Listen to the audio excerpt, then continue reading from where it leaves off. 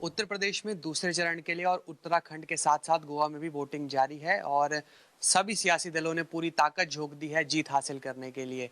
इस बीच कांग्रेस किस स्थिति में खड़ी हुई है अभी इन चुनाव के अंदर, इस पर बात करने के लिए हमारे साथ इस समय मौजूद हैं छत्तीसगढ़ के स्वास्थ्य मंत्री और कांग्रेस के वरिष्ठ नेता टीएस सिंहदेव। सर, बहुत बहुत स्वागत जनता टीवी में। आप हाल ही में उत्तराखंड से प्रचार करके लौटे हैं, किस तरह की स्थिति देख रहे हैं उत्तराखंड में अभी? क्या कांग्रेस के पक्ष में लहर है? किस तरह की स्थिति है अभी? जिनसे भी बात हुई, स्वाभाविक है कि ज़्यादा तो पार्टी के लोगों से बात हुई, लेकिन सामान्य लोगों से भी बात करने की कोशिश की। फीडबैक यही मिला कि कांग्रेस को सरकार बनाने के बहुत अच्छे चांस हैं उत्तराखंड में इस बार। और अंडर करंट भी, हालांकि ये लोग कह रहे थे कि लोग चुप है, वोटर चुप है, लेकिन अंडर करंट कांग्रेस के पक्ष में आएगा।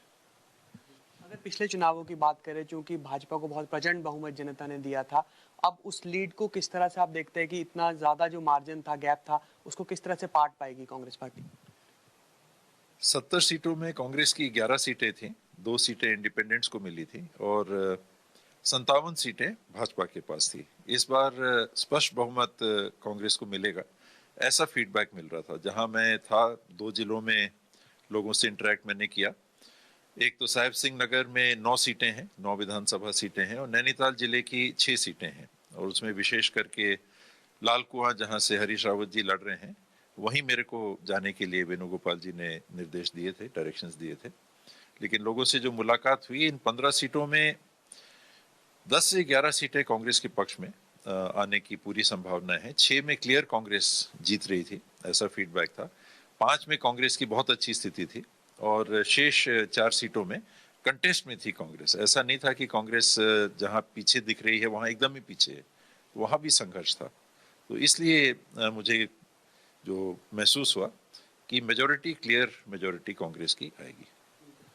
मोदी जी भी लगातार प्रचार कर रहे हैं, प्रधानमंत्री, और ये कह रहे हैं कि डबल इंजन की सरकार है और जनता पूरी तरीके से पक्ष में है भाजपा की सरकार बनाने में। तो आपको क्या लगता है कि प्रधानमंत्री खुद प्रचार कर रहे, बड़े बड़े चेहरे भी उतारे, तो उसका असर कुछ रहेगा? डबल इंजन की सरकार की वकालत मोदी जी ने छत्तीसगढ़ में भी की थी। वहां 15 साल से भारतीय जनता पार्टी की सरकार थी, केंद्र में भाजपा की अगुवाई में एनडीए की सरकार आई थी, और यही तर्क वहां भी लगाया था। लोगों ने अपना मत दिया और 90 में से 68 सीटें, आज 70 सीटें कांग्रेस पार्टी के पास हैं। तो ये बात चलती नहीं है। ये जो तर्क है, कहने का तरीका जरूर होता है, लोगों में चलता नहीं है। क्योंकि हमने क्या देखा उत्तराखंड में, ये 2 इंजन वाली सरकार को 5 महीने में 3 बार इंजन का ड्राइवर बदलना पड़ा। 3 मुख्यमंत्री 5 महीने के अंदर अगर बदलते हैं तो जनता तो बाद में बदलेगी। पार्टी ने खुद ही महसूस किया कि हमारा काम ठीक से नहीं चल रहा। उत्तर प्रदेश में क्या स्थिति मानते हैं आप कांग्रेस की? कि यूपी में हमारे 2 साल 3 साल पहले संगठन की स्थिति बहुत खराब थी। हम अभी जिस दौर से गुजर रहे हैं, संगठन को मजबूत करके पूरे उत्तर प्रदेश में अपनी उपस्थिति बना के और चुनाव में लड़ रहे हैं, और कुछ मुद्दों को लेकर चुनाव में लड़ रहे हैं। भावनात्मक मुद्दों की बात करके जो असलियत है, अभी हमने रेल भर्ती की बात देखी, उसमें युवाओं के साथ व्यवहार कैसा हुआ, नौकरी मिलनी तो बात दूर छोड़ दीजिए।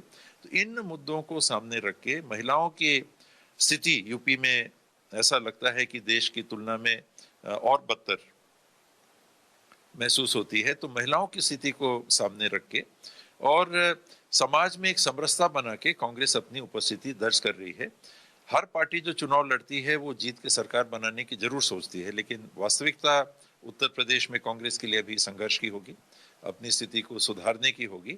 और जो 4 राजनीतिक दल वहां हैं, सपा, भाजपा, बसपा, कांग्रेस, ये 1 2 3 4 के लिए इनमें संघर्ष चलेगा। मुख्यमंत्री योगी आदित्यनाथ ने कहा है कि कांग्रेस को बर्बाद करने के लिए भाई बहन ही काफी, किसी और की जरूरत नहीं। आप किस तरह देखते हैं इस बयान को? भाई और बहन जिस मेहनत से और जिस दूरदर्शिता से देश के भविष्य के लिए, देश के वर्तमान के लिए संघर्ष कर रहे हैं, उसमें देश के भलाई के अलावा कुछ और नहीं है। आप देखें कि राहुल जी के स्टेटमेंट्स कोरोना काल में आप शुरू से देखते आए, जिन जिन बातों की तरफ उनने ध्यान उठाया और हल्के से लेके उनके बयानों को किनारे करने की कोशिश जो भाजपा करती है, एक एक उनका वो बयान उस संदर्भ में सही उतरा। उन्होंने किसानों के संदर्भ में, किसान के आंदोलन के संदर्भ में 1 साल पहले भी जिन बातों को रखा था, कि मजबूर होकर सरकार को ये कानून वापस लेने पड़ेंगे। उस समय तो ऐसी कोई स्थिति नहीं थी। 56 इंच का सीना बहुत तना हुआ था। देश के राजधानी में बैरिकेड लगे हुए थे और लोगों को आने नहीं दिया जा रहा था। वहां रास्तों में खंदक खोद के तार इत्यादि बिछा के स्थिति को बनाया हुआ था। उन परिस्थितियों में भी राहुल जी ने इस बात को भांपा था। वो भाई बहन के मुद्दे उठा रहे हैं क्या, या देश के मुद्दे उठा रहे हैं, समाज के मुद्दे उठा रहे हैं, लोगों के मुद्दे उठा रहे हैं? समय समय पर राहुल गांधी अलग अलग तरीके की बातें करते हैं। अभी हाल ही में एक बयान असम के मुख्यमंत्री ने दिया राजीव गांधी और राहुल गांधी को लेकर, और जो सवाल राहुल गांधी उठाते उसी के संदर्भ में उन्होंने बयान दिया। आप क्या देखते हैं वर्तमान समय में जिस तरह की राजनीति और जिस तरह की बयानबाजियां हो रही है, ये कितनी सही है भारतीय राजनीति के लिए और लोकतंत्र के लिए? निंदनीय है। मेरा हल्का परिचय असम के मुख्यमंत्री जी से भी रहा है। जीएसटी काउंसिल में हम लोग बैठते थे। मैं भी छत्तीसगढ़ में जीएसटी मंत्रालय को देखने की जवाबदारी मिली है। वो भी जीएसटी के मंत्री के रूप में, वित्त मंत्री के रूप में मुख्यमंत्री बनने के पहले काउंसिल में आया करते थे, और वो अल्फाबेटिकली बैठाते हैं तो ABCD के नाम पे हम लोग पास पास ही बैठते थे, अगल बगल ही बैठते थे। वो मेरा उनसे परिचय था। कांग्रेस में थे, कांग्रेस से भाजपा में गए। लेकिन इतना गिरे स्तर का बयान कोई दे सकता है, ये मैं कल्पना तक नहीं कर सकता। और असम के मुख्यमंत्री जी से तो मैंने कभी नहीं सोचा था कि इस प्रकार का बयान आएगा। ये निंदनीय है और उन्हें क्षमा भी मांगनी चाहिए और बयान अपना वापस भी लेना चाहिए। सर, बात करने के लिए बहुत बहुत धन्यवाद। धन्यवाद। तो ये थे हमारे साथ छत्तीसगढ़ के स्वास्थ्य मंत्री, जिन्होंने साफ तौर पर ये कहा है कि पहाड़ में जो उत्तराखंड में स्थिति है कांग्रेस की, वो मजबूत नजर आ रही है। सरकार बनाने कांग्रेस वहां पर उत्तराखंड में जा रही है, लेकिन उत्तर प्रदेश की स्थिति को लेकर ये भी कहा है कि अभी कांग्रेस वहां पर अपनी स्थिति को और ज्यादा मजबूत करने की कोशिश कर रही है। कैमरा पर्सन चंचल के साथ अंकुश डोभाल, जनता टीवी।